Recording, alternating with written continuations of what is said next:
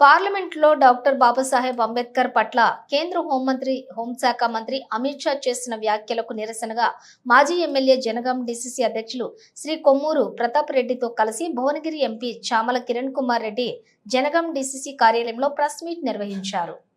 Bhuvanagiri MP Chamala Kiran Kumar Reddy మాట్లాడుతూ రాజ్యసభలో doctor BR Ambedkar పై అనుచిత అమిత్ షా చేసినటువంటి వ్యాఖ్యలకు వెంటనే బహిరంగ క్షమాపణ చెప్పాలి, మంత్రి పదవికి రాజీనామా చేయాలి, అంబేద్కర్ పేరు పలికే బదులు ఏదైనా ఒక దేవుని పేరు పలకండి, స్వర్గానికి వెళ్తారు అని ఒక బాధ్యత గల హోంశాఖ మంత్రి నిండు రాజ్యసభలో చెప్పడం ఆ అర్థం ఏంటి?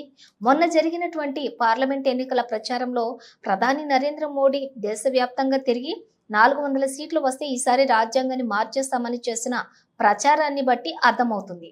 శీతాకాల పార్లమెంటు సమావేశాలలో 75వ రాజ్యాంగ దినోత్సవాలను ఘనంగా జరుపుకొని అమిత్ షా ఇటువంటి పదాలను మాట్లాడారు అంటే క్లియర్ గా మనకు అర్థమవుతుంది బీజేపీ నేతలకు రాజ్యాంగం పట్ల నమ్మకం, గౌరవం లేదు అని.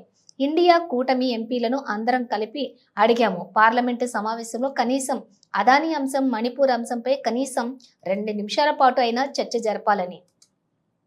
దేశ ప్రజలను తప్పుదోవ పట్టించేందుకు రాహుల్ గాంధీపై ఎఫ్ఐఆర్ నమోదు చేశారు. వాళ్ళంతటా వాళ్ళు కింద పడి తలకేదో దెబ్బ తగిలిసుకున్నట్లు కట్లు కట్టుకొని ఐసీయూలో చేరారు.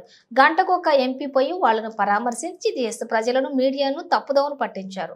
చామల కిరణ్ కుమార్ రెడ్డి భువనగిరి పార్లమెంట్ సభ్యులు. అందరికి మంచి చేయాలన్న ఒక రాజ్యాంగాన్ని అందించినటువంటి ప్రదాత, అటువంటి వ్యక్తిని మనము లాస్ట్కు అసెంబ్లీ సెషన్ అయిపోయే సమయానికి ఫస్ట్ ఆడియో వినిపిస్తాం.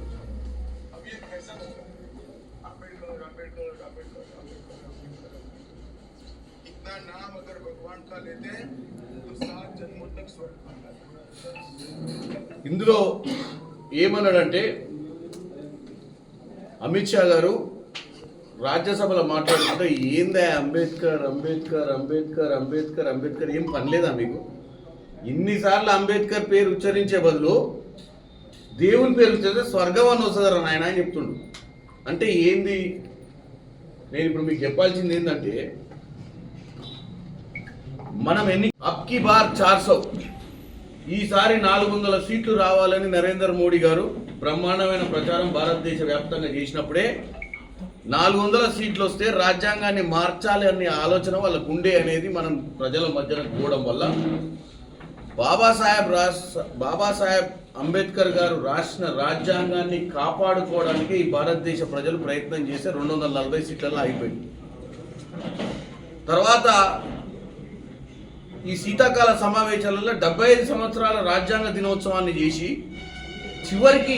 చివరి ఘట్టం పార్లమెంట్ సమావేశాలు ముగించేటప్పుడు ఇలాంటి శబ్దాలు మాట్లాడిందంటే క్లియర్గా మనకు అర్థమయ్యేది ఏంటంటే, బీజేపీ వాళ్లకు ఇప్పుడున్న రాజ్యాంగం పట్ల వాళ్ళకి ఏ మాత్రము గౌరవం కానీ ప్రేమ కానీ లేదు.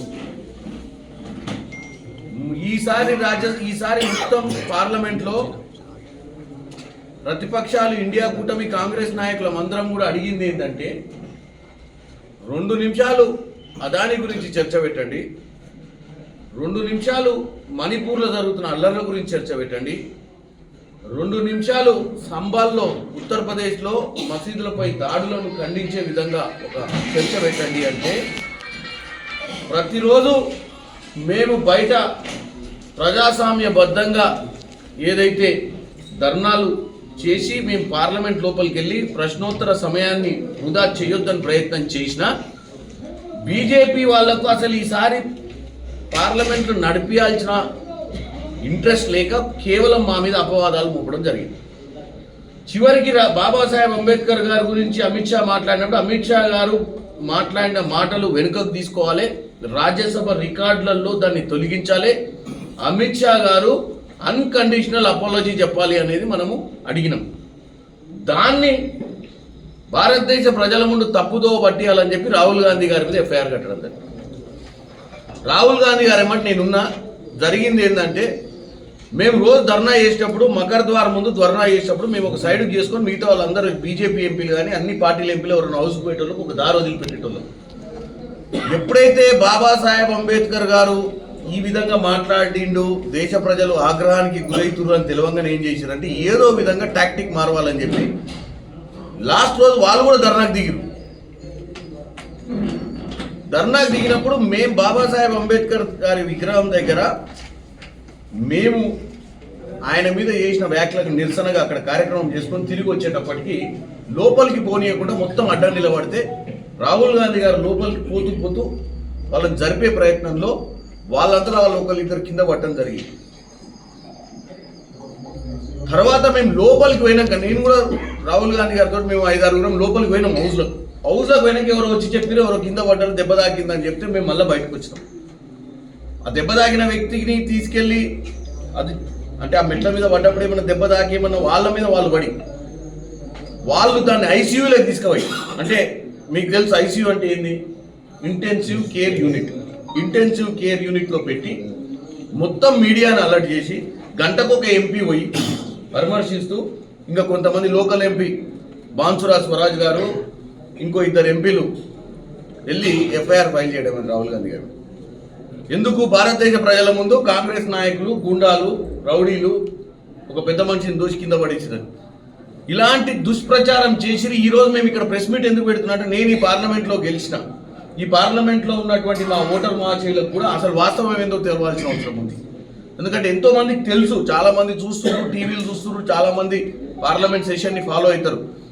కానీ ఎంతో మందికి బాబాసాహెబ్ అంబేద్కర్ గారిని ఏమన్నాడో కూడా తెలవాల్సిన అవసరం ఉంది. వాళ్ళ మనసులో రాజ్యాంగం పట్ల వాళ్ళకున్న వ్యవహార శైలి గురించి తెలవాల్సిన అవసరం ఉంది. కాబట్టి ఈరోజు ఇక్కడ ఈ ప్రెస్ మీట్ పెట్టడం జరిగింది.